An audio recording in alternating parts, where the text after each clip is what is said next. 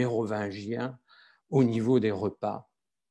Par contre, sous les Carolingiens, c'est-à-dire la deuxième dynastie qui va succéder aux Mérovingiens, les Carolingiens, sous Charles Martel et Charlemagne, il va y avoir beaucoup plus d'influence, je dirais, au niveau de l'alimentation. Il y a des changements qui vont se faire, notamment grâce à Charlemagne.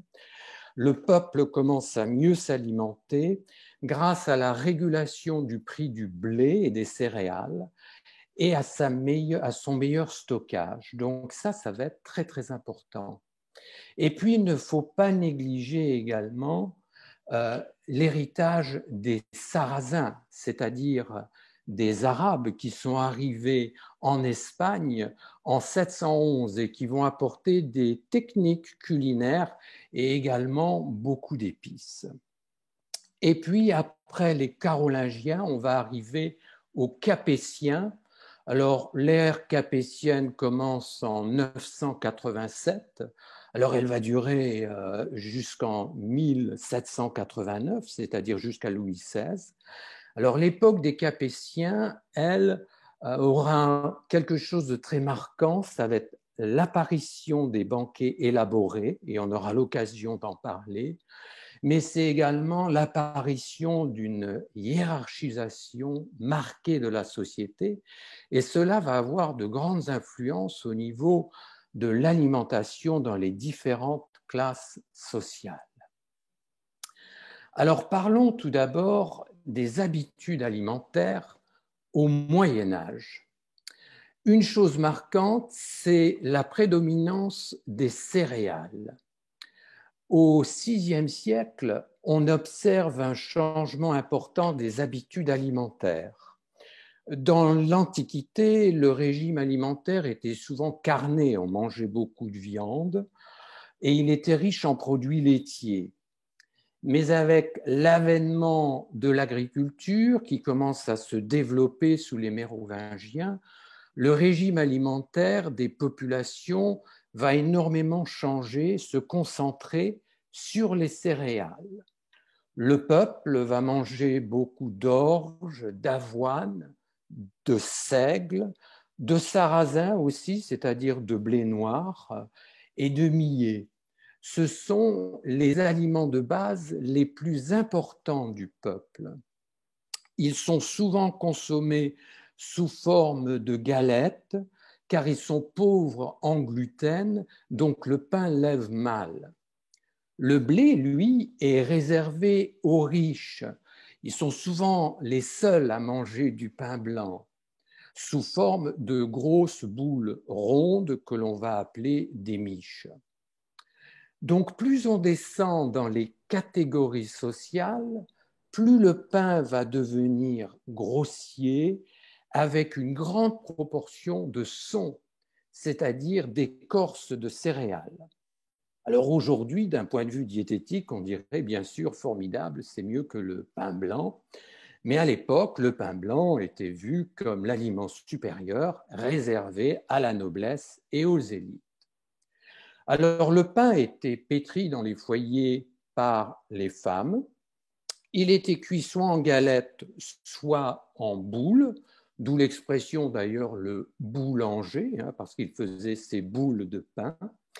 Et il était cuit dans les villages, dans un four commun qui était mis à la disposition des villageois, des paysans, par le seigneur. Car comme on peut s'imaginer, un four, ça coûtait très cher. On notera que le petit peuple dépense jusqu'à 60% de son budget alimentaire pour acheter du pain. C'est donc énorme. En moyenne, on mange 1 kilo de pain par jour et par personne. Et pour les pauvres, ce pain est très peu salé. Pourquoi? Car le sel, nous le verrons, coûte cher. Les bouillies de céréales, les gruaux qui sont en fait plus solides et plus compacts, et le pain composent l'essentiel du régime alimentaire du peuple. À l'époque des famines et des guerres, au Moyen Âge, le peuple mange même des châtaignes et des glands. Mais en période de paix, l'un des repas les plus courants, c'est tout simplement des galettes ou des boules de pain que l'on va tremper dans de la bouillie de céréales, dans de la soupe ou dans des bouillons de viande avec un peu d'épices. Alors la noblesse, la hiérarchie ecclésiastique et les riches marchands profitent pour leur part bien plus des pâtissiers et des boulangers que le peuple. Alors eux, les riches, ils vont manger des chaussons, des beignets, des biscuits, ainsi que beaucoup d'aliments en croûte, comme les tourtes par exemple, qui se retrouvent presque exclusivement sur les tables des classes supérieures de la société. Alors, outre les céréales, il y a les légumes. Les légumes verts vont accompagner souvent les céréales, mais ils restent peu variés. On les consomme très rarement avec les viandes, généralement séparées, comme je l'ai dit, avec des céréales. Ces légumes sont consommés tous les jours par les ouvriers et par les paysans. Le légume, c'est en fait l'aliment du pauvre. Ils sont bien moins prestigieux que la viande. Les classes supérieures se détachent souvent des légumes. C'est un marqueur social. Et d'ailleurs, dans les livres de recettes du Moyen Âge, destinés à ceux qui savent lire et qui peuvent se les offrir, bien sûr, on parle très rarement des légumes. Les paysans du sud de la France consomment surtout des aubergines, des concombres, fenouil, ail, salsifis et asperges, ainsi que des pois chiches et des lentilles. Par contre, dans le nord de la France, on va consommer beaucoup de choux, de poireaux, d'oignons. Les gourdes également, c'est-à-dire ces courges européennes, sont très présentes, ainsi que les fameux légumes racines, les betteraves, les navets, les carottes, les rutabagas, les panais et les radis. Les paysans du Nord mangent beaucoup de salades et d'épinards, et côté légumes secs, ils consomment surtout des pois cassés. Alors la popularité des légumes parmi le peuple a une raison économique.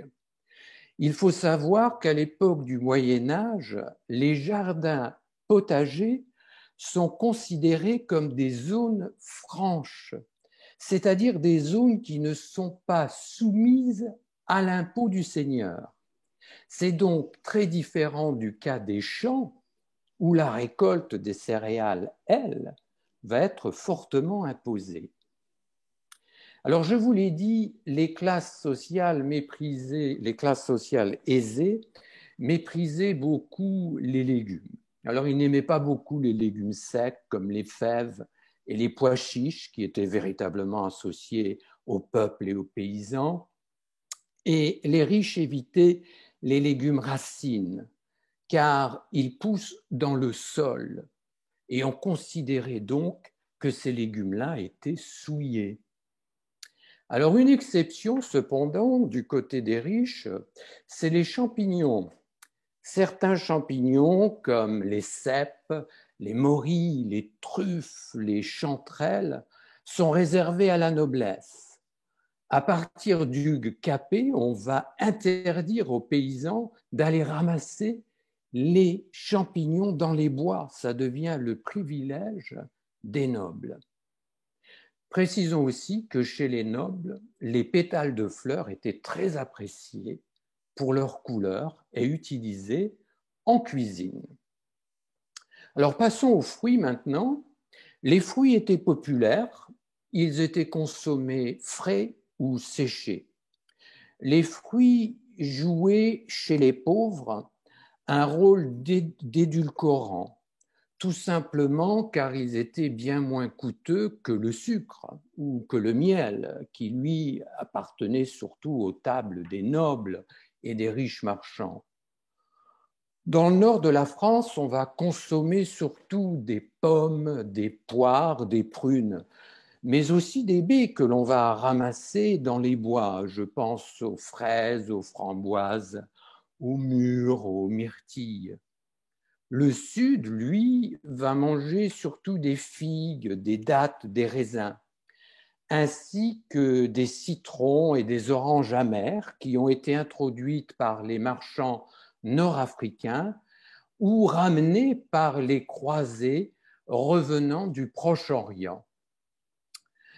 Alors, les fruits poussent plus haut que les légumes puisqu'on les ramasse surtout sur les arbres. Ils vont donc bénéficier d'une image positive parmi les élites, car ils sont plus près du ciel, donc plus près des dieux. Il faut bien comprendre qu'au Moyen Âge, il y a une hiérarchie verticale de l'alimentation, et cette hiérarchie verticale est très chère aux nantis. Parlons des produits laitiers. Ils étaient bien sûr d'une grande importance car ils étaient une source de calcium et de protéines. Alors, on ne le savait pas à l'époque du Moyen Âge, on ne parlait pas de calcium et de protéines, mais cela explique pourquoi le régime des paysans était relativement équilibré. Au Moyen Âge, il faut bien comprendre qu'on buvait très peu de lait frais. Le lait frais était principalement donné aux enfants, aux personnes âgées, aux femmes malades. Il symbolisait plutôt la dépendance et la faiblesse. Les élites méprisaient le lait frais et les médecins, d'ailleurs, accusaient au Moyen Âge le lait frais de ronger les dents. Dans les milieux citadins aisés, dans les villes, les riches marchands vont utiliser beaucoup de lait d'amande comme substitut au lait frais, tout simplement parce qu'il se conserve bien mieux que le lait frais qui, lui, va tourner très rapidement. Les laits de vache, de brebis et de chèvre sont donc consommés sous forme de fromage. Ainsi, ils sont plus faciles à conserver. Pour les milieux inférieurs de la société, la consommation de fromage est très importante. Le produit, comme je l'ai dit, se conserve très bien. De plus, il est solide. Il est donc facilement transportable au champ ou à l'atelier pour les ouvriers. Le beurre, lui, se consomme très peu et surtout dans le nord de la France. Le sud, bien sûr, va lui préférer l'huile d'olive. On utilise aussi beaucoup au niveau des graisses, les graisses animales comme le lard, le saindoux, le suif parfois, c'est-à-dire la graisse de bœuf, car ces graisses animales ne nécessitent pas de transformation. Elles sont donc plus faciles à obtenir que le beurre. Parlons maintenant de la viande. Alors ça, c'est un chapitre très important. La viande de chasse était surtout réservée aux châtelains, aux nobles. Elle provenait de leur domaine, de leur terre. Ils la servaient lors des banquets. Les riches marchands des villes, eux aussi, vont consommer de la viande de chasse, du gibier, car ils pouvaient se l'offrir. Je vous l'ai dit depuis Hugues Capet, la chasse n'était plus libre. Ce qui veut dire qu'à partir de 987, les paysans ne peuvent plus aller chasser librement dans les forêts comme ils le faisaient. C'est devenu le privilège de la noblesse. Alors l'élite sociale apprécie particulièrement le gibier à plumes. On va manger des aigles, des cygnes, des paons, des faisans, des oies, des canards sauvages, des cigognes, des hérons, et puis des plus petits oiseaux comme des alouettes, des cailles et des perdrix. Le gibier à plumes, chez les nobles, avait un statut particulier, car bien sûr, se mouvant dans les airs, les oiseaux sont plus proches de Dieu. Je vous ai parlé de cette fameuse hiérarchie verticale de l'alimentation dans les élites françaises. Le gros gibier à plumes était très prisé par les nobles car ils étaient utilisés lors des banquets pour impressionner les convives. Et on aura l'occasion d'en reparler. L'élite va se réserver aussi le gros gibier à poil. Alors on va manger du cerf, du chevreuil, du sanglier et même de l'ours près des montagnes. Le peuple, lui, ne mangeait pas de gibier, ou presque pas, puisqu'il n'avait plus le droit d'aller chasser. Aux pauvres, il restait peut-être les lapins, les lièvres, les pigeons qu'on attrapait en posant des pièges. Les paysans mangeaient aussi du hérisson, du porc-épic. Ils attrapaient même des chouettes, des pies, des corneilles et du corbeau. Les lapins étaient une denrée qui était très prisée par les gens d'église. Ils étaient domestiqués pour leur viande, mais aussi pour leur fourrure. Ils étaient particulièrement aimés dans les monastères, car les lapereaux, c'est-à-dire ces petits lapins, avaient la chair très blanche. Ils n'étaient donc pas considérés comme de la viande. On pouvait ainsi en manger les vendredis et lors du carême. C'est bien pratique dans les monastères. On remarquera que la palette des viandes consommées à la campagne est bien moins restreinte que ce que nous consommons nous aujourd'hui.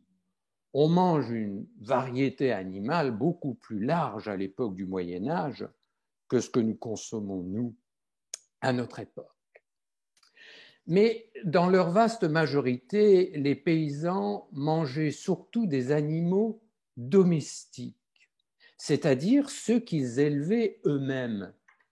Et à ce titre, le porc va tenir une place très importante, une place à part, car contrairement aux volailles, au bœuf, à la chèvre ou au mouton, tuer un porc, ce n'est pas se priver d'un produit frais, comme par exemple des œufs pour les volailles, ou du lait comme pour les chèvres ou les vaches, ou même d'une force de travail comme les bœufs qui servaient dans les champs à la culture.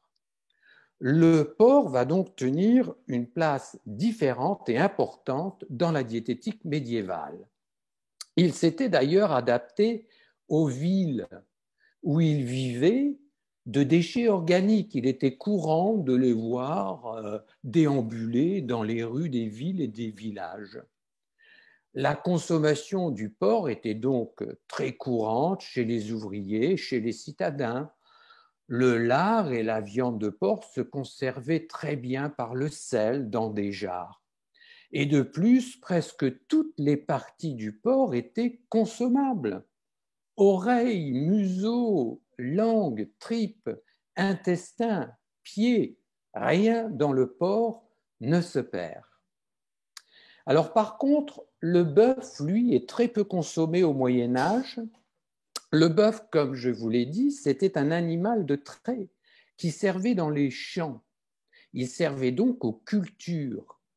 Il était très rarement élevé pour sa viande. Une fois trop vieux pour travailler, on tuait l'animal et on le mangeait. Mais sa viande n'était pas tendre et les classes aisées de la société n'en mangeaient pas du tout. D'une manière générale, la viande, il faut le savoir, était 4 à 5 fois plus coûteuse que le pain. Elle est donc parfois inaccessible aux ouvriers, un peu plus accessible aux paysans dans les campagnes car ils ont des fermes, donc très souvent ils ont des animaux. Pour conclure sur la viande, j'insiste sur le fait que la viande est mangée très fraîche au Moyen Âge. Elle est mangée sans maturation ni mortification. car on laissait très peu les viandes se reposer, comme on le fait aujourd'hui pour éviter la rigidité cadavérique. Elles étaient donc moins tendres qu'on peut l'imaginer aujourd'hui. Des règles très strictes existaient sur les marchés des villes. Une viande qui n'était pas vendue le lendemain de son abattage devait être retirée des ventes dans la plupart des villes françaises. On aimait donc tuer l'animal devant le client pour lui prouver sa fraîcheur. Parlons maintenant un peu des sauces, car si on parle des viandes, il faut parler des sauces. Alors, elles sont peu fréquentes chez les pauvres, mais elles sont très importantes chez les riches. Les viandes étaient accompagnées de sauces froides et acidulées, souvent composées d'un mélange de vin, de vinaigre, de verjus et d'herbes. Mais les sauces pouvaient être chaudes également. Elles pouvaient être épaissies avec des jaunes d'œufs, avec du foie haché, avec du sang coagulé ou avec du pain grillé et pilier. Il faut noter l'importance symbolique, et ça c'est très important, de la couleur dans les sauces médiévales. Les sauces vertes, par exemple, avec utilisation du persil, de l'oseille, de la sauge, symbolisent la fertilité de la terre. Les sauces blanches à base de lait d'amande et de gingembre symbolisent la pureté. On va les utiliser beaucoup dans les mariages, par exemple. Les sauces jaunes à base de safran, de jaune d'œuf, vont symboliser la sagesse et la spiritualité. Les sauces bleues à base de mûres et de myrtilles symbolisent la proximité avec les cieux, avec Dieu. Et les sauces rouges vont symboliser la virilité et la force. Donc il faut bien comprendre que dans la gastronomie médiévale, la couleur a une très grande importance, du moins chez les riches. Parlons maintenant des poissons et des fruits de mer. Au Moyen Âge, tout animal aquatique était considéré comme un poisson. On ne faisait donc pas véritablement la distinction entre les mollusques, les crustacés. Tout ça, c'était considéré comme des poissons. On allait même jusqu'à y inclure, par exemple, le castor, à cause de sa queue écaillée et qui vivait dans l'eau, ce qui permettait, une fois de plus, aux moines, par exemple, de consommer de la viande rouge de castor les vendredis. Les poissons étaient souvent considérés comme une alternative culinaire à la viande, et cela les jours de jeûne. Mais parce qu'ils symbolisent les restrictions religieuses, les poissons de rivière sont assez peu prisés. Ils vont être consommés en fait surtout les vendredis et en période de carême.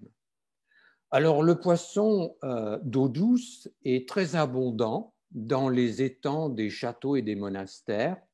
Son prix d'ailleurs n'excède pas celui du pain, il est donc moins cher que la viande. Et les Français vont manger principalement dans les campagnes des truites, des carpes, des brèmes, du brochet, de la lamproie et de l'anguille. Alors pour ce qui est des poissons de mer, là c'est autre chose. Ils sont très coûteux et ils restent réservés à l'élite.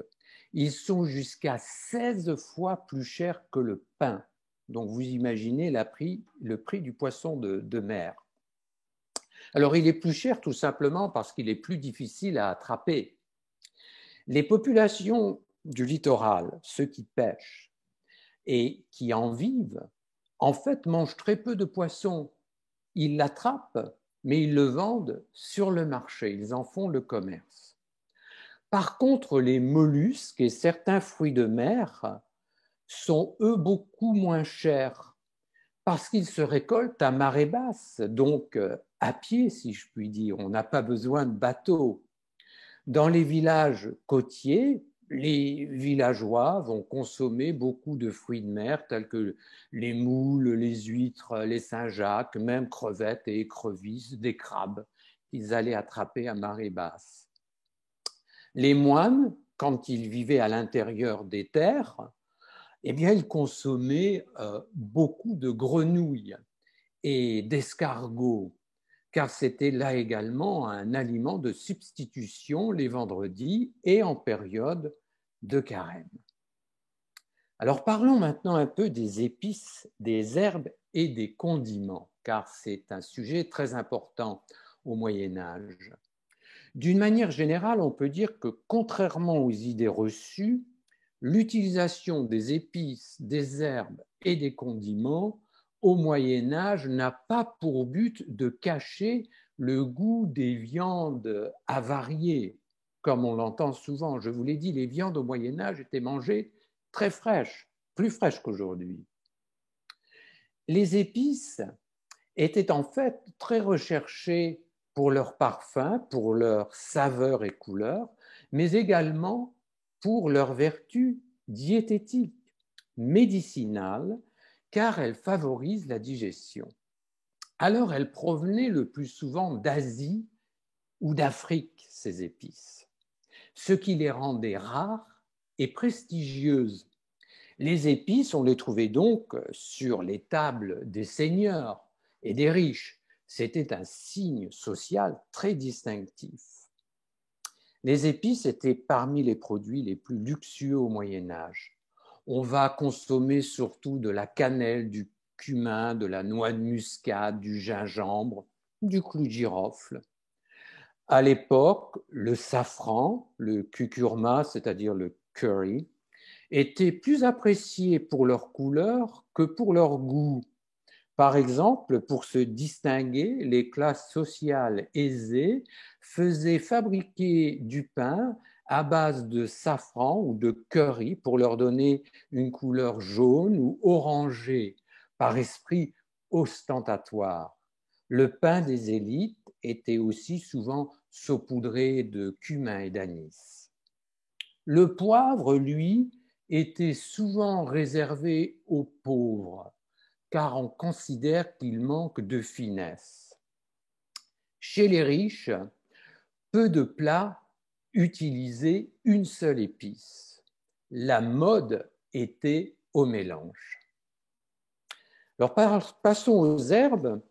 Alors les herbes, elles, étaient d'extraction plus locale, donc elles étaient bien plus abordables pour le peuple. On consomme du persil, de la menthe, fenouil, aneth. C'était cultivé à travers toute la France. À cela, bien sûr, va s'ajouter les herbes méditerranéennes, comme le serpelet, par exemple, qui est le thym sauvage, le laurier, le romarin, basilic, marjolaine ou sauge. Les pauvres consommaient de plus en plus d'herbes aromatiques vers la fin du Moyen Âge, et cela pour une raison assez évidente, c'était en fait pour remplacer le sel, car le sel, à partir de 1350, est soumis à la gabelle, qui était une taxe très impopulaire qui avait été inventée par les seigneurs pour lever des fonds. Le sel avait donc quadruplé, parfois quintuplé au niveau du prix, et les pauvres ne pouvaient plus s'en offrir. Conséquence, ils vont utiliser beaucoup plus d'herbes. Alors, côté condiments, la moutarde est consommée très souvent avec la viande.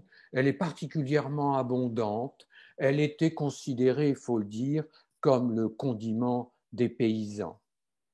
Le verjus, lui, c'est-à-dire le raisin blanc pressé avant qu'il ne soit mûri, et le vinaigre étaient très prisés. Les élites appréciaient l'ajout des saveurs aigres et acides et le mélange des saveurs acidulées et piquantes. Le sel, lui, est omniprésent dans la cuisine médiévale des riches. Les salaisons, par exemple, étaient la forme la plus courante de conservation. C'était donc très pratique. Mais de nombreux documents du Moyen Âge font apparaître les dangers du sel. Les médecins, d'ailleurs, recommandent de tremper les viandes et les poissons salés dans l'eau avant de les consommer. On avait donc remarqué qu'une surconsommation de sel créait des problèmes de santé. Alors, on ne parlait pas d'hypertension à l'époque, bien sûr, mais enfin, on avait remarqué que le sel pouvait avoir des conséquences néfastes si on en abusait. Alors, si on pouvait consommer du sel parmi les classes que j'appellerais moyennes, il y avait tout de même une distinction entre ces classes moyennes qui pouvaient s'offrir du sel et les très riches. Les classes moyennes utilisaient le gros sel, tandis que le sel marin, qui était lui moulu très finement, eh bien, il contenait des impuretés qui allaient du noir jusqu'au vert. Il y avait donc une palette de couleurs parmi le sel. Et la bourgeoisie, la noblesse, adoraient les couleurs dans la cuisine. Ces sels marins moulus et colorés vont donc être réservés aux élites. Alors, on va parler brièvement des produits sucrés et des desserts. Alors, typiquement, le dessert au Moyen-Âge est réservé aux classes supérieures. On imagine bien que chez les pauvres, on va manger très peu de dessert. Maintenant, il faut dire que la notion de dessert n'est pas la même au Moyen-Âge que celle que nous avons d'aujourd'hui. Alors, certes, il va s'agir du dernier plat comme aujourd'hui, mais il n'était pas forcément sucré. Alors, les desserts peuvent être composés de dragées, par exemple des amandes enrobées de sucre, mais aussi de gingembre, de genièvre, de coriandre ou d'anis, qui vont être consommés à la fin des repas pour leur vertu digestive. Les fromages aussi vont être consommés en dessert à la fin du repas, souvent accompagnés d'hypocras, c'est le fameux vin du Moyen Âge, coupé et sucré, aromatisé avec des épices. Alors au niveau des pâtissiers, si je puis dire, dans le Nord, on va se distinguer surtout par des flans et des tartes aux pommes, aux cerises ou aux prunes. Et c'est également l'époque des gaufres et des crêpes qui vont être consommées surtout avec du fromage, donc salé.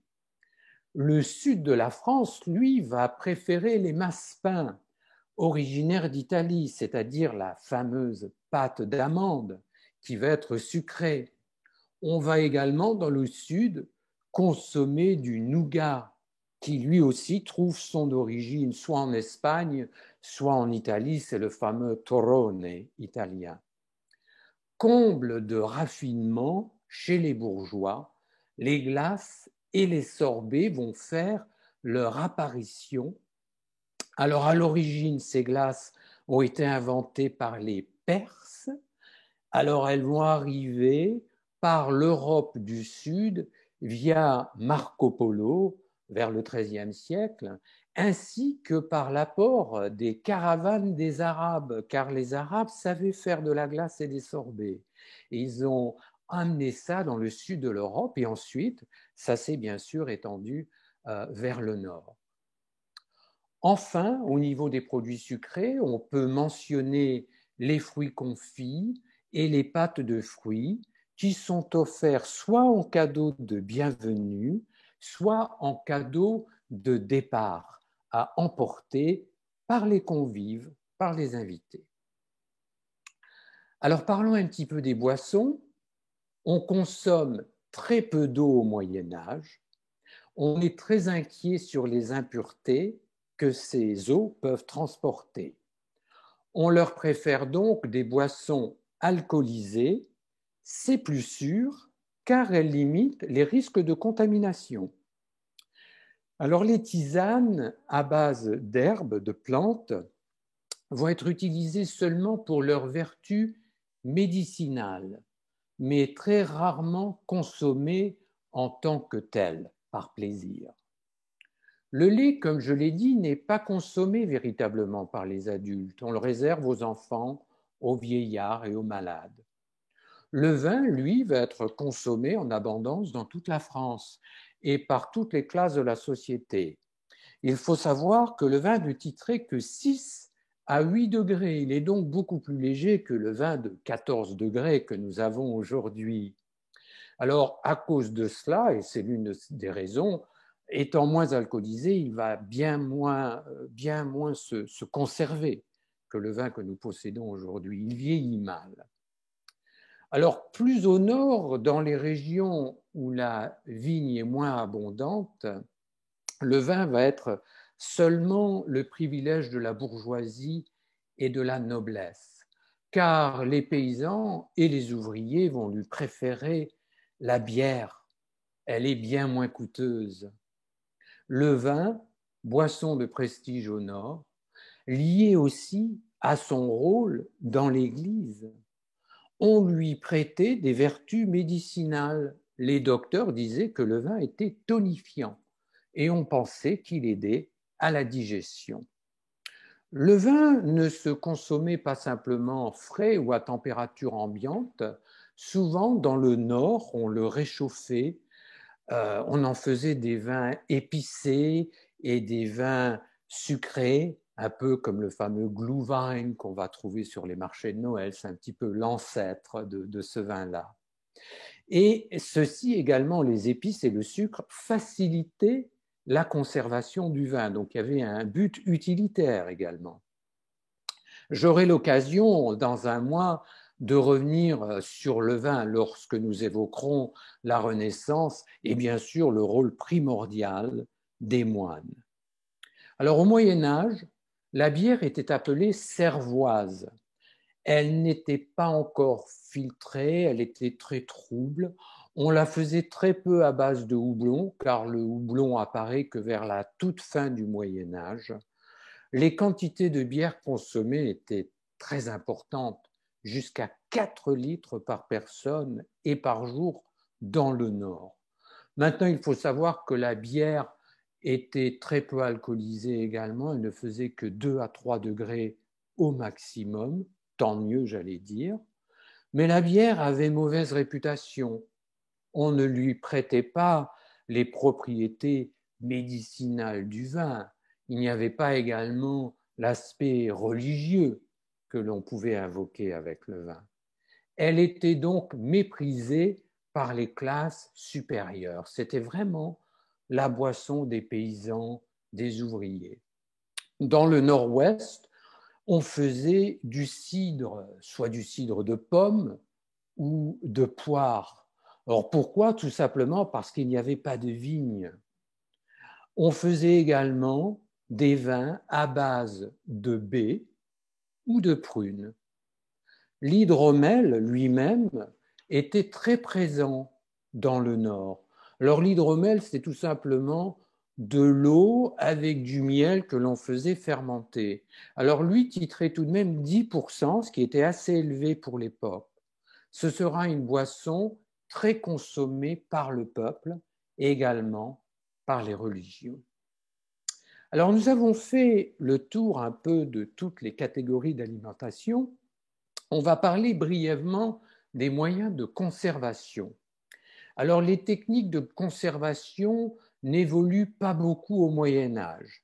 Elles vont rester peu ou prou celles que connaissaient les Romains.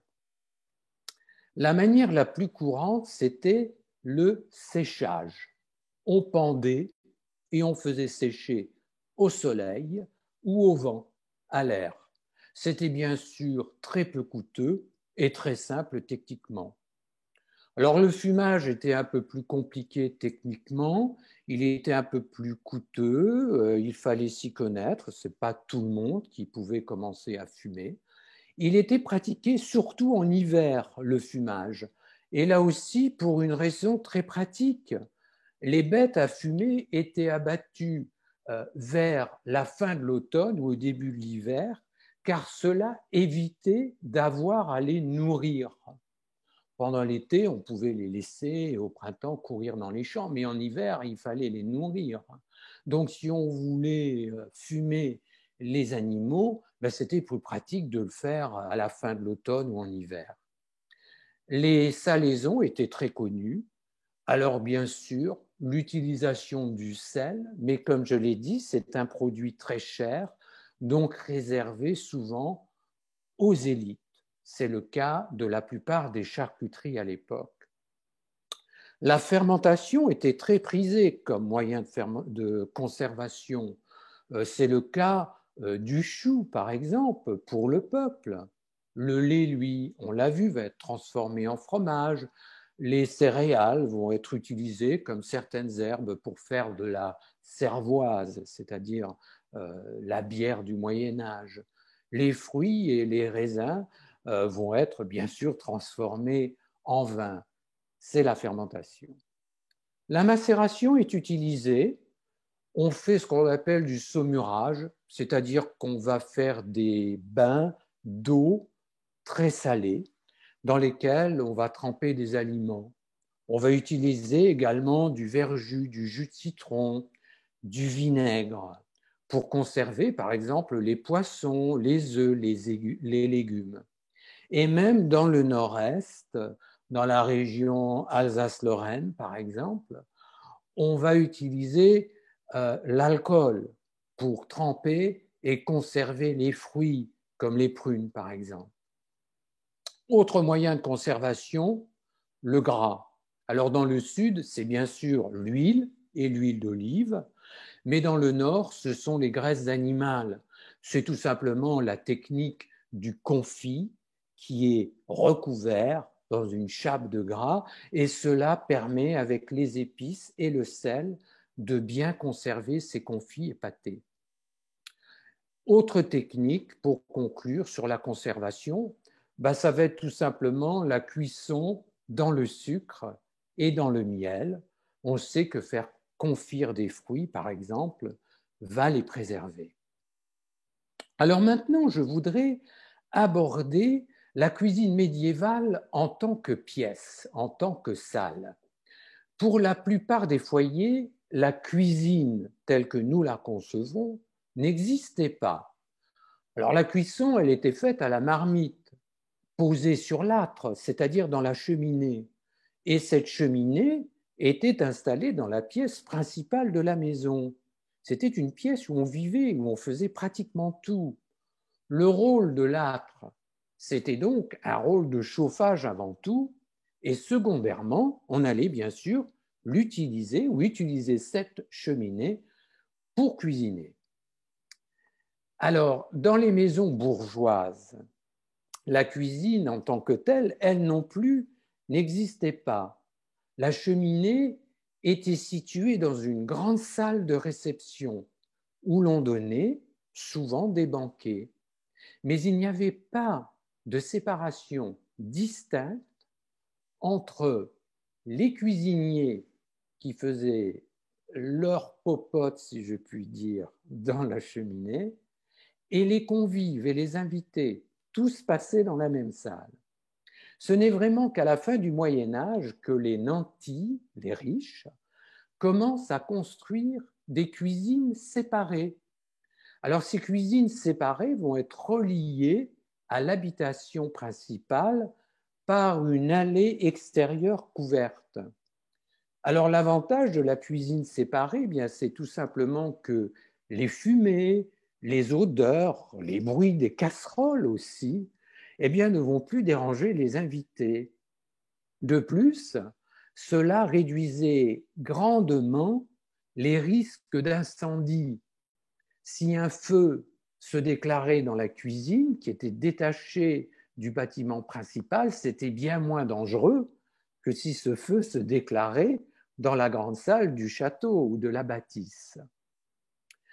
Alors au niveau des ustensiles, les paysans souvent n'avaient qu'une grosse marmite pour cuisiner. Alors la marmite, généralement un couvercle, il y a également le chaudron, qui lui est simplement une marmite où l'on cuit à feu ouvert, sans couvercle. Les plats, comme je l'ai dit, chez les pauvres étaient souvent bouillis, en ragoût, en potage. Ils étaient cuits à l'étouffer ou, comme je viens de le dire, dans un chaudron sans couvercle. Cela présentait l'avantage de préserver les jus de cuisson, car quand on cuit dans l'eau, rien ne se perd. Alors, il existait un système de crochets ajustables au-dessus des flammes de la cheminée. On pouvait donc surélever ou abaisser la marmite pour intensifier ou non la chaleur et pour éviter de brûler sa nourriture. Alors ça, c'était chez les paysans et c'était chez les gens plus aisés. Les ouvriers des villes, eux, vivaient souvent en commun, entre eux et sans femme, dans une pièce non chauffée. Ils ne cuisinent donc pas. Ils vont acheter leur pitance, leur nourriture journalière à des cuisiniers de rue. Le plus souvent, ils vont manger des soupes et des tourtes, ou, s'ils en ont les moyens, ces ouvriers vont aller manger dans des auberges. Alors, les plus riches possédaient différents ustensiles tels que des cocottes, qui sont des petites marmites, des bouilloires pour faire porter les liquides à ébullition, des gaufriers, qui sont composés de 2 plaques de métal superposées. Les poêles, tels que nous les connaissons aujourd'hui, avec bord surélevé, vont apparaître plus tard, vers le XVIIe et le XVIIIe siècle. Pour cuisiner directement au-dessus du feu, les nantis, eux, avaient l'avantage des rôtissoirs. Alors la taille de ces rôtissoirs était très différente. Il y en avait toute une gamme chez les nobles. Ça pouvait aller de mini-rôtissoirs pour les cailles à la rôtissoire énorme, car dans l'âtre, on pouvait faire rôtir à la broche un bœuf si on le souhaitait, donc des animaux très grands. Les fours, eux, étaient très rares, car très coûteux. Ils n'existaient que dans les châteaux et, bien sûr, chez les boulangers. Les villages, eux, avaient souvent un four seigneurial qui se partageait entre les habitants, entre les paysans, pour aller faire cuire leur pain. Mais mis à part le four en commun du village, les paysans n'avaient pas de four à leur disposition dans leur ferme. Il existait aussi des petits fours portables que l'on enfouissait dans les braises et que les marchands de tourtes, par exemple, transportaient sur leurs chariots de village en village pour aller vendre leurs plats. Alors on a parlé des cuisines, on va parler quand même des cuisiniers. Alors les paysannes, bien sûr, c'était les cuisinières de l'époque, dans la famille. On a vu par contre que chez les ouvriers, bien souvent ils n'étaient pas mariés, ils vivaient en commun, ils ne cuisinaient pas et ils allaient acheter leur alimentation à l'extérieur, chez les petits cuisiniers des rues. Les nantis, eux, avaient des bonnes qui cuisinaient à domicile chez eux. Et lors de banquets, ils embauchaient des cuisiniers professionnels, tous des hommes, et ça se passait lors d'importants festins. La profession de cuisinier était donc divisée en 2 catégories très distinctes. Il y avait les cuisiniers des rues qui servaient le peuple, et il y avait les cuisiniers privés, ceux des grands festins qui allaient servir les élites pour leurs banquets. Les cuisiniers des rues n'avaient pas bonne réputation. Ce n'était pas une profession prestigieuse. Dans la littérature de l'époque, on va décrire le cuisinier des rues comme un homme bougre qui est alcoolique, colérique et qui va défendre sa marmite contre les voleurs et contre les chiens. Alors mieux considérés, bien sûr, les cuisiniers des cours royales ou des cours ducales, qui étaient parfois des centaines. l'organisation des brigades était quasi-militaire. C'était très hiérarchisé. Il y avait ce qu'on appelle une brigade. Alors, une période d'apprentissage de 5 ans était nécessaire à partir du XIVe siècle pour obtenir le titre de cuisinier et de travailler dans une brigade. Une formation de 3 ans était nécessaire pour devenir pâtissier. N'est donc pas cuisinier ou pâtissier qui veut chez les nobles. Côté service, les rôles étaient souvent répartis entre ce qu'on appelait le bouteiller. Alors, bouteiller, ça nous fait penser à la bouteille. C'est donc celui qui va verser les boissons. C'est un peu l'ancêtre du sommelier, j'allais dire. Il y avait les chansons chez les nobles, alors qui allaient servir la table des maîtres. Et puis, il y avait le majordome, qui lui était une sorte de maître d'hôtel et qui allait diriger tous les employés de maison qui allaient servir les tables. Alors, il y a 2 grands chefs français au Moyen-Âge qui sont connus. Ces 2 grands chefs sont, tout d'abord, pour commencer, Guillaume Tirel, dit Taillevent. C'est un nom que nous connaissons tous. Taillevent, 1310-1395, c'est le maître-queux, donc le chef cuisinier des rois Philippe VI de Valois, de Charles V et de Charles VI. Il est auteur d'un livre fameux que l'on a conservé, qui a été utilisé jusqu'au XVIIIe siècle et qui s'appelait Le Viandier. Et c'est le premier livre de recettes gastronomiques véritablement de l'histoire de France. Et puis, un peu plus tard, il y a Maître Chicard. Alors lui, c'est le chef cuisinier du duc de Savoie. Il est auteur d'un livre célèbre qui va s'appeler Du fait de cuisine, 1420. C'est un livre qui va contenir 70 recettes de banquets. Et ce qui est important dans ce livre, c'est que pour la première fois, Chicard va introduire la notion de proportion, alors que jusque-là, on néglige de parler de quantité dans les recettes. Donc les livres des cuisines, eh bien, ils vont être écrits en fait par les bourgeois, pas véritablement par ceux qui cuisinent, mais par ceux qui consomment. Alors je dirais que ce sont plutôt des livres sur la cuisine que des livres de cuisine. Et souvent, ces livres vont commencer à apparaître au XIIIe siècle. Alors, les livres de cuisine tels qu'ils sont écrits par les bourgeois ou les intellectuels de l'époque vont avoir des descriptions très brèves, très vagues.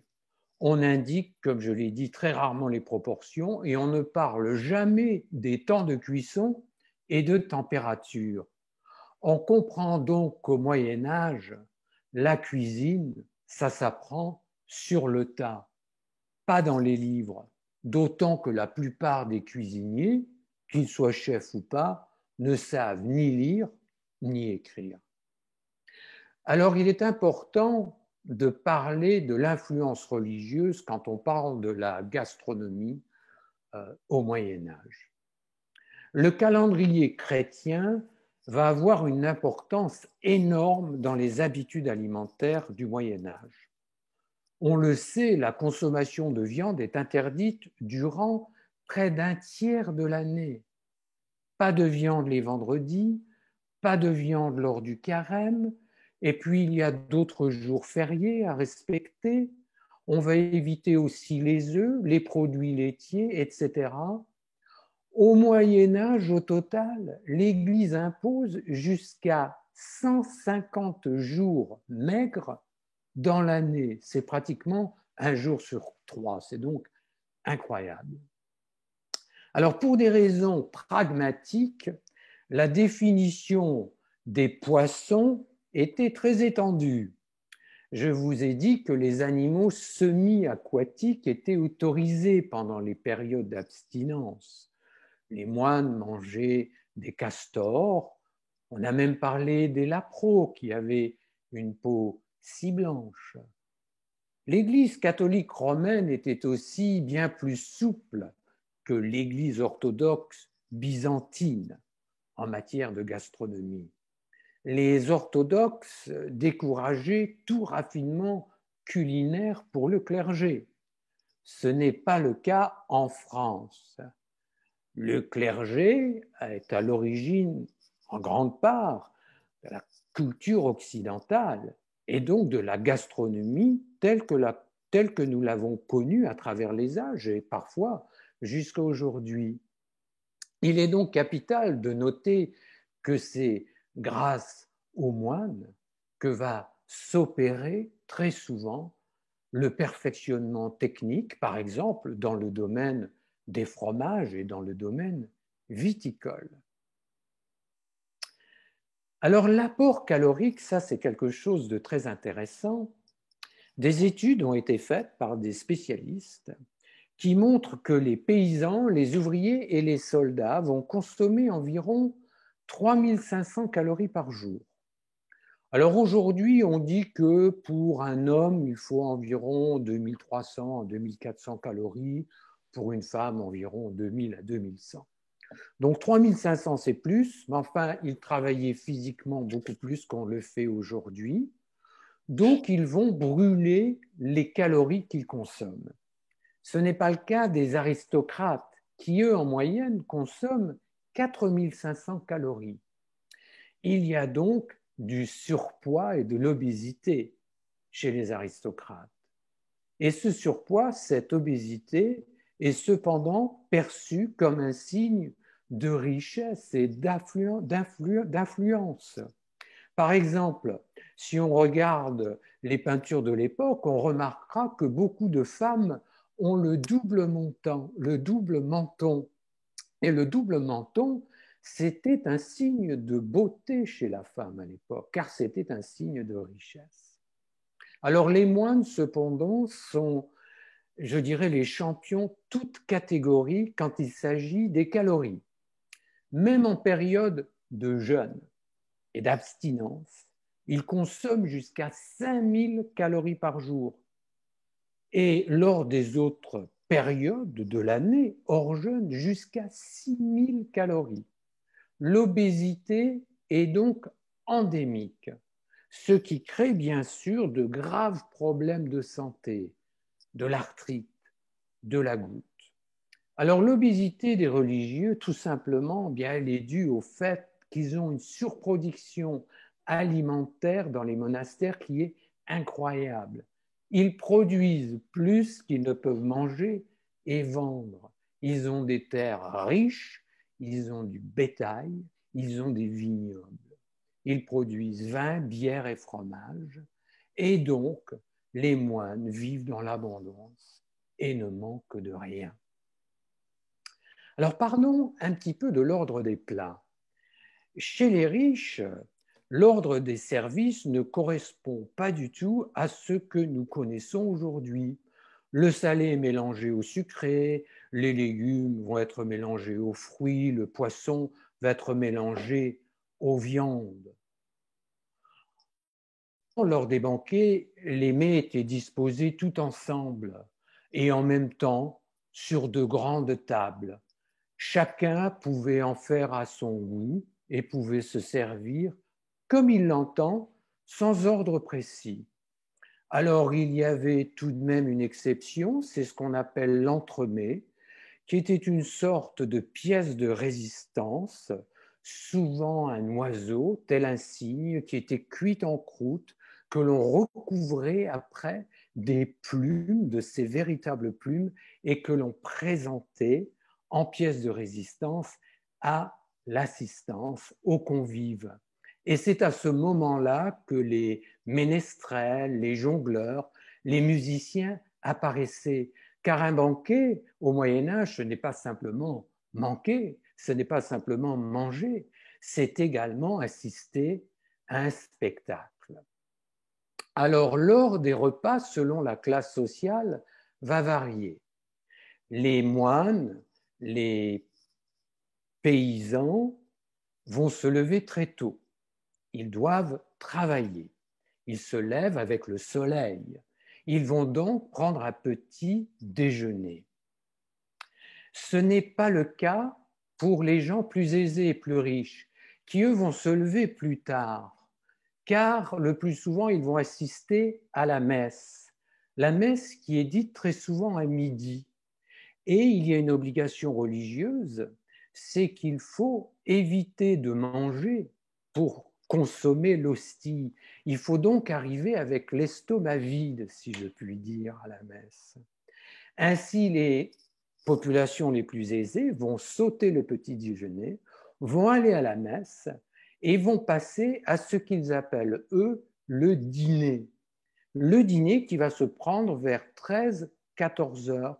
Alors, ce dîner va être consommé par les classes les plus riches, mais également par les travailleurs et par les paysans, car eux ont travaillé toute la journée. Il faut aussi qu'ils se restaurent. Et puis enfin, il y a ce qu'on appelle le souper. Le souper qui est le troisième repas. Ce souper va être souvent très léger. Il va être pris en soirée, souvent vers 5-6 heures pour les paysans qui vont au lit très tôt, car eux se lèvent très tôt. Mais le souper va être pris beaucoup plus tard chez les gens aisés et chez les gens riches, car ils vont dîner vers 20 heures, 21 heures, ils vont faire de longs banquets, ils vont aller au lit très souvent vers minuit, ce qui explique qu'ils se lèvent tard, qu'ils vont sauter le petit déjeuner et vont se réveiller, aller tout simplement à la messe, puis ils vont déjeuner. Alors je vais conclure, car je vois que le temps passe, en parlant un petit peu de l'étiquette des banquets. Je dirais tout simplement que les femmes assistent très peu aux banquets. Les banquets sont souvent des affaires d'hommes. Il faut bien voir que l'on mange avec les doigts au Moyen Âge. Alors le comble du raffinement, c'est de manger avec 3 doigts, les 2 doigts levés, mais il n'y a pas de fourchette. La fourchette va apparaître au XVIe siècle, sous Catherine de Médicis. On utilise également son couteau pour couper sa viande et manger. Et puis un peu les cuillères si on mange des liquides, des bouillies par exemple, ou des soupes. Donc la façon de manger lors des banquets particulièrement n'est pas très indiquée pour les femmes. Les femmes nobles ont une certaine étiquette, elles doivent être très habillées, elles ne doivent pas se tacher. Elles vont donc manger dans des petites salles séparées avec leurs servantes et elles ne vont rejoindre leur mari qu'à la fin du banquet, à la période des desserts, presque au moment où les invités vont quitter le château ou les grandes bâtisses pour faire leurs adieux. Alors il nous faut conclure et je dirais que tout simplement, comme on le voit, contrairement aux idées reçues, le Moyen Âge n'est pas un âge sombre de la gastronomie. Alors certes, les évolutions sont très lentes, mais elles sont bien réelles. La nourriture du Moyen Âge est un mélange de pragmatisme, je dirais, chez les pauvres, et d'excentricité chez les riches. La nourriture, à l'époque, a aussi une valeur morale, spirituelle, qu'elle a perdue aujourd'hui. Beaucoup d'aliments du Moyen Âge, et ça c'est très important, sont consommés très frais, par nécessité certes, car ils se conservent mal, mais ils sont consommés très frais. L'apport qualitatif et l'apport nutritif des aliments est donc très élevé, même chez les plus modestes. Quand ils souffraient de famine, ou quand ils ne souffraient pas, de famine, les paysans, si on regarde leur alimentation, avaient une alimentation saine. Elle était riche en féculents, très riche en fibres végétales, peu riche en viande et en graisses animales, limitée en sucre et limitée en sel. On peut donc dire que c'est un régime qui ferait plaisir à beaucoup de diététiciens aujourd'hui et que nous serions peut-être parfois inspirés de suivre les paysans du Moyen Âge pour conserver notre santé alimentaire. Voilà, merci. Je suis désolé, j'ai débordé un peu, j'ai dit 50 minutes, mais je crois que j'ai parlé un peu plus d'une heure. Eh bien, merci Eric d'avoir débordé. Moi, pour ma part, je n'ai pas à me plaindre. C'était très informatif, c'était vraiment très intéressant. Je ne sais pas si on a le temps pour une question oui, ou un commentaire. Bien sûr. J'invite ceux qui souhaiteraient faire un commentaire ou poser une question à se unmute, donc à enlever la fonction mute du micro. Et pour les autres, donc je vous donne rendez-vous avec Eric Simonis le 22 décembre à 18h, donc juste avant Noël. Aujourd'hui, juste avant Thanksgiving, ça met en bouche. Voilà. Merci encore et je laisse la parole à un invité ou deux. J'ai une question. Oui. Eric, vous avez dit que les paysans préservaient le porc avec le sel. Mais comme il y avait la gabelle, comment pouvaient-ils avoir le sel pour préserver leur... oui. Alors, il l'obtenait en fait grâce au seigneur.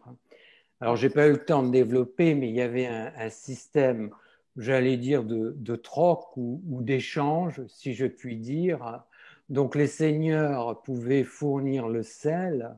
Les paysans, eux, conservaient leur viande dans le sel, ils en gardaient une partie pour eux, mais bien sûr, une grande partie partait au Seigneur. Mais c'est une très bonne question. Merci. Merci.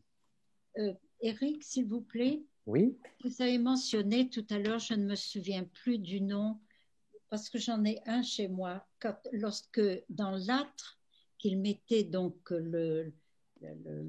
la casserole, c'était pas une casserole, le pot. C'était un chaudron ou une marmite. Un chaudron, voilà, je ne trouvais plus le mot. Mais il y a un système que l'on peut descendre cran par cran pour le rabaisser près du feu ou pour l'augmenter. Mais j'en ai un chez moi que j'ai acheté en Alsace d'ailleurs, à Strasbourg. Mais c'est un nom particulier. Alors, je vais peut-être faire une erreur et corrigez-moi si je fais une erreur.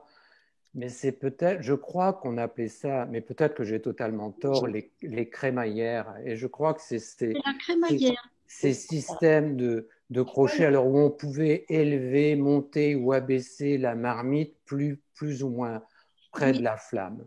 Exactement, c'est une crémaillère. C'est celui que j'ai. Oui, merci. Parce que je me souviens plus la crémaillère, c'est le cadeau pour les mariages, oui. La crémaillère. Oui. Il y avait ce qu'on appelait les fours à crémaillère. Alors, je pense que c'est cela, mais enfin, il faudrait vérifier. Mais en tout cas, oui, c'était des systèmes de crochets qui étaient bien évolués.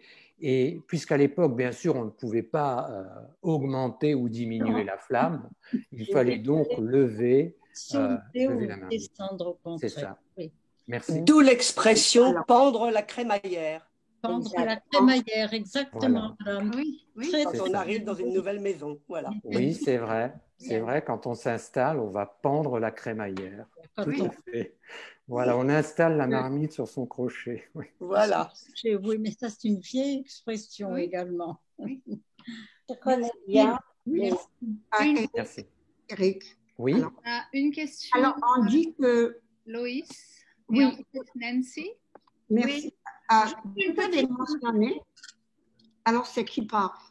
Alors, Nancy, peut-être. D'accord. Et puis ensuite, Loïs. Simplement faire un petit commentaire que d'abord, pour vous remercier d'une conférence absolument extraordinaire. Je ne pouvais pas imaginer autant de connaissances sur une période qui me semble sans beaucoup de détails historiques. Mais j'étais vraiment frappée par, si on pourrait le dire, la fécondité de la nourriture, la variété de ce qu'on pourrait manger et aussi les problèmes que la population a eu à l'époque, qui sont dans un sens pareil un tout petit peu à ce qui se passe chez nous aujourd'hui. Alors, j'attends avec grande impatience la description d'autres siècles. Je ne peux pas imaginer ce qu'on va apprendre et ce qu'on va manger après cette énorme introduction à la nourriture. Merci beaucoup, Nancy. Merci, Nancy. Et je crois que Loïs avait une question, et puis on va conclure là. Oui. Vous avez, Eric, vous avez mentionné, bonsoir, les escargots et les grenouilles. Non, est-ce que c'est un cliché. Quand on dit grenouille, on pense immédiatement en français. Et moi, j'ai entendu pas mal de Britanniques qui décrivent des Français avec mais en réalité, est-ce qu'on mange des escargots aujourd'hui? Est-ce qu'on mange des grenouilles? Ah oui? Oui. Alors, bien sûr, les escargots sont toujours mangés en France. Je dirais surtout à la période des fêtes ou dans les restaurants. Mais bien sûr, c'est très fréquent. C'est surtout l'escargot de Bourgogne, d'ailleurs. Quant aux cuisses de grenouille, elles se mangent également. Je pense peut-être moins aujourd'hui que durant mon enfance. Je suis toujours assez surpris quand je vais en France de voir beaucoup moins de cuisses de grenouille sur la carte des restaurants, ce qui existait très fréquemment il y a une 50aine d'années. Mais c'est vrai que tout cela a été introduit par les moines, le plus souvent pour diversifier la nourriture à cause du carême, puisqu'on ne pouvait pas manger de viande. Mais oui, c'est toujours présent et ça existe toujours. Ça existe, ok. Merci beaucoup. Merci, Loïs. Formidable, magnifique. Merci. Bien. Eh bien, Monsieur Simonis, on vous retrouve le mois prochain, alors, avec grand plaisir. Avec grand plaisir, oui. Merci, bien, c'est très gentil à vous. Merci à tous pour votre Bonsoir, merci. Bonsoir tout le monde.